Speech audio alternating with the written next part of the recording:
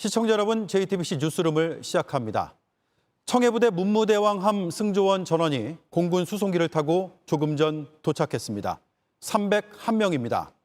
아프리카 해역에서 임무를 수행하다 집단 감염으로 일찍 돌아오게 됐습니다. 정부는 잇따라 대국민 사과 메시지를 냈습니다. 김부겸 국무총리는 송구스럽다고 했습니다. 서욱 국방부 장관은 부족함을 인정했습니다. 군 통수권자인 문재인 대통령도 유감의 뜻은 밝혔지만 군에 대한 질책에 가까웠습니다. 우리 군이 나름대로 대응했지만 국민의 눈에는 부족하고 안이하게 대처했다는 지적을 면하기 어렵습니다. 야당은 문 대통령의 사과와 국방장관 합참의장의 경지를 요구했습니다. 먼저 서울공항을 연결하겠습니다. 윤세민아 기자, 청해부대 승조원들을 태운 수송기가 2대죠. 모두 도착했습니까? 네, 수송기 2대가 조금 전 이곳 서울공항에 내리면서 승조원 301명이 전원 귀국했습니다. 오후 5시 반쯤 먼저 내린 선발대와 그보다 1시간쯤 뒤에 내린 두 번째 수송기에 탄 승조원들까지 조금 전 모두 이곳 공항을 빠져나간 상태입니다. 청해부대 군의관이 상대적으로 중증으로 분류한 14명은 국군 수도병원 등 군병원 2곳으로 이송이 됐고요. 증상이 경미하거나 없는 나머지 287명은 경기도 이천의 국방어학원 등 생활치료센터로 이송됐습니다. 네, 확진 여부와 상관없이 승조원 전원이 다시 한번 검사를 받게 되죠?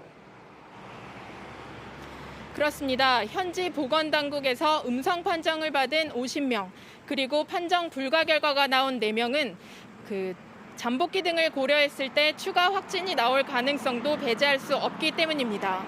게다가 이들은 무증상 확진자 등과 같은 수송기를 타고 들어왔기 때문에 격벽을 설치하는 등 방역 조치를 했더라도 감염 가능성을 완전히 배제할 순 없는 상황입니다.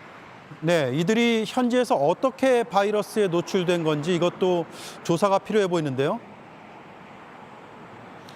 네, 방역당국은 군과 협조해 초기에 감기 증상 등을 호소한 승조원들의 동선, 그리고 담당 업무 등을 토대로 추적할 예정입니다.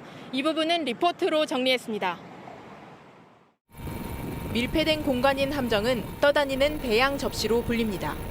격벽이 많아 밀접하게 붙어 생활할 수밖에 없고 환기시설 등이 모두 연결돼 있어 바이러스가 한 번 들어오면 잘 퍼지는 구조이기 때문입니다.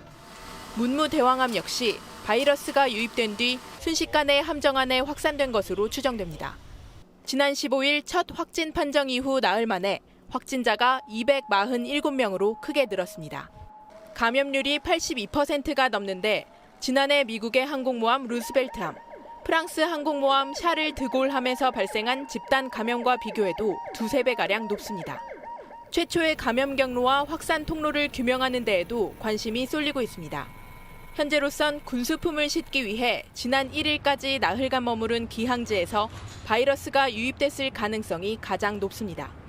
현지인 도선사가 배 안으로 들어왔고 배가 정박한 뒤에는 우리 병력이 내려 식자재를 함정 안으로 날랐습니다. 식자재를 통한 바이러스 유입 가능성도 제기되고 있는데 우리 방역당국은 코로나는 호흡기 바이러스라 식품 섭취를 통해 감염될 가능성은 낮은 편이라고 했습니다. 다만 식자재를 실은 상자 등에 바이러스가 묻어서 유입됐을 가능성은 남아 있습니다.